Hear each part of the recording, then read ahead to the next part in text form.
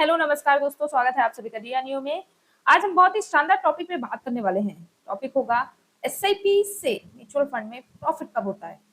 दोस्तों मैक्सिमम लोग mutual fund में इन्वेस्ट कर रहे हैं। बहुत सारे नए लोग होंगे, बहुत सारे पुराने लोग होंगे, बहुत सारे लोगों के दिमाग में सवाल चल रहे होंगे कि भाई मैंने म्यूचुअल फंड में इन्वेस्ट तो कर दिया एसआईपी के थ्रू, लेकिन मेरा प्रॉफिट क्यों नहीं हो रहा है। मैं देख रहा हूँ कि मेरा सामने वाला जो बंदा है, जिसको देखकर या सुनकर मैंने एसआईपी शुरू किया या म्यूचुअल फंड में निवेश शुरू किया, उसका तो अच्छा खासा प्रॉफिट है, लेकिन मेरा क्यों नहीं है, जबकि डेट सेम है। म्यूचुअल फंड भी बहुत सारे लोगों का सेम ही होता है, लेकिन प्रॉफिट क्यों नहीं दिखाई दे रहा है। ऐसे बहुत सारे सवाल हो सकते हैं कि क्या मैंने म्यूचुअल फंड में निवेश करके गलती कर दी, क्या एसआईपी से म्यूचुअल फंड में निवेश करना सही है। कुछ लोग तो यहाँ तक कि ये भी कर लेते हैं कि भाई 2 4 5 महीने देखा और उसके बाद पैसे विड्रॉल कर लेते हैं। अगर आप भी उन्हीं में से एक हो जिसके दिमाग में तमाम प्रकार के सवाल चल रहे हैं, आज का वीडियो देख लेना, क्योंकि आज की वीडियो में मैं आपको ना कुछ चीजें बताने वाली हूँ जो कि बहुत ही इंपॉर्टेंट होंगी, बहुत ही इंफॉर्मेटिव होंगी, और आपका जो माइंडसेट है म्यूचुअल फंड के तहत या फिर एसआईपी के थ्रू इन्वेस्टमेंट के तहत, वो हो सकता है कि आपको थोड़ी सी देखने को मिले। ठीक है, और साथ ही साथ मुझे कमेंट में जरूर बताना कि किन किन लोगों के दिमाग में ये सब चल रहा था। क्लियर, तो चलो हम शुरू करते हैं। दोस्तों सबसे पहले तो हम एसआईपी की बात करते हैं, जिसका फुल फॉर्म होता है सिस्टमैटिक इन्वेस्टमेंट प्लान। ठीक, जिसे आप सिस्टमैटिक रूप से निवेश करते हो, इन्वेस्टमेंट करते हो।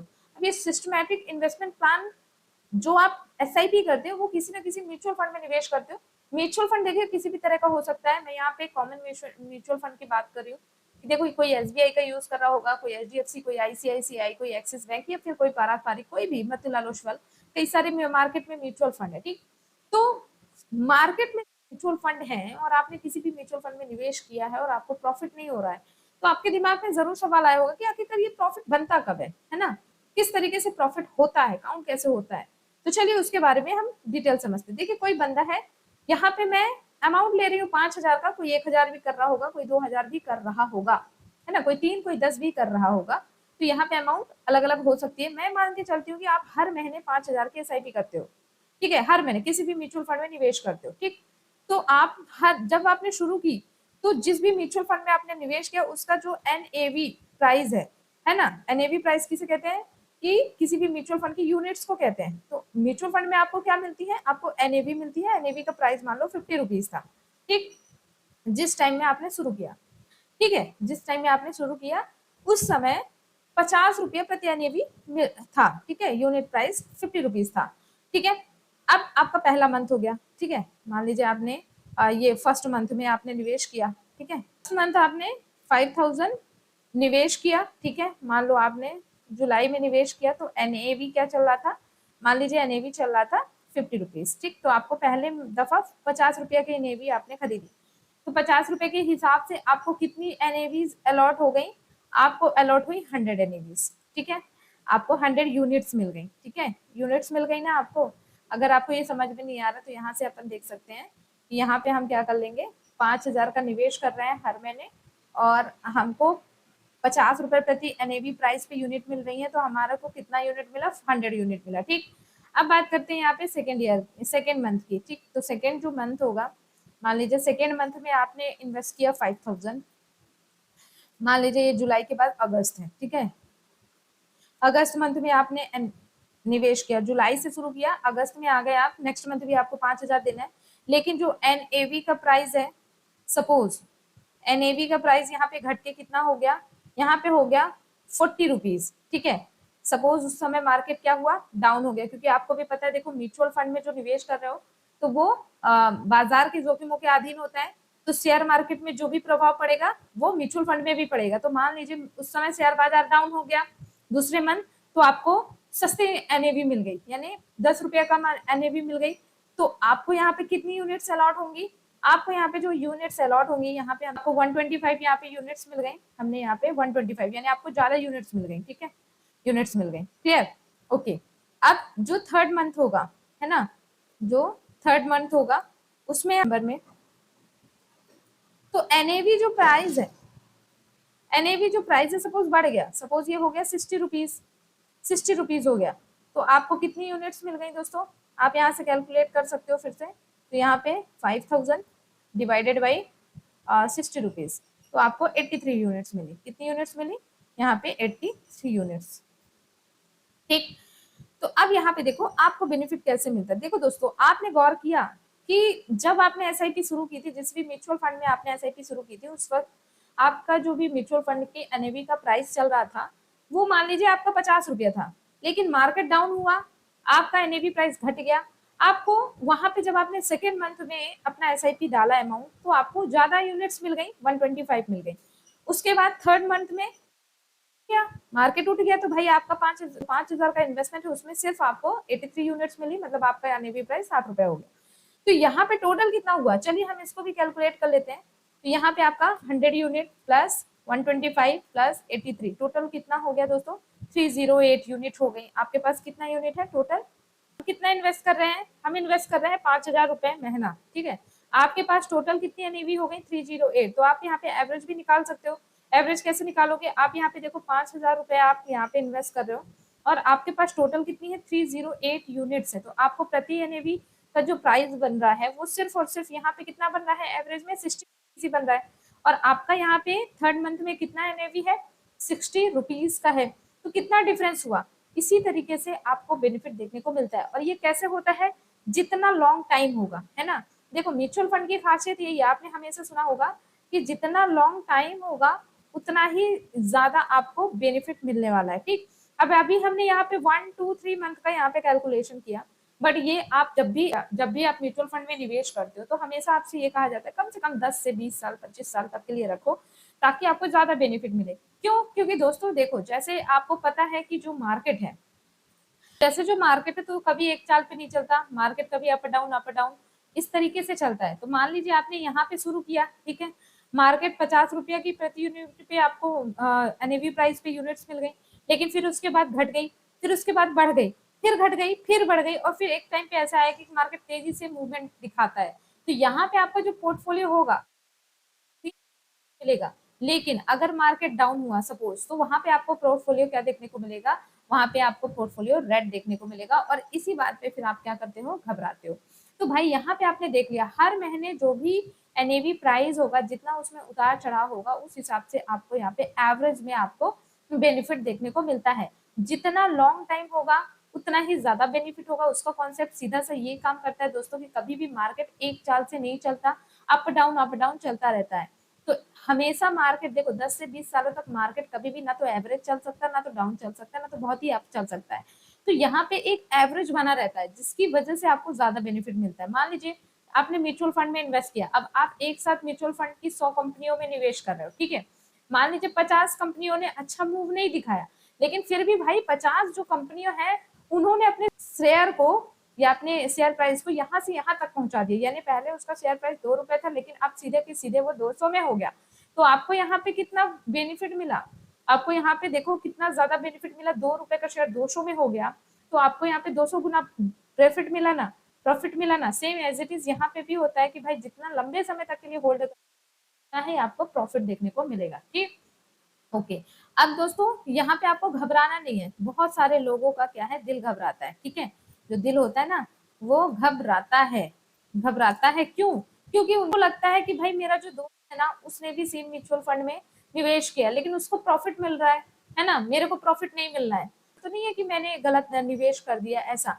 देखो भाई, आपके दोस्त ने अगर इन्वेस्टमेंट किया है, मान लीजिए इस म्यूचुअल फंड में, ठीक है, इस म्यूचुअल फंड में उसने इन्वेस्ट किया है, तो आप ये देखो कि उसने टाइम कितना दिया है, ठीक है।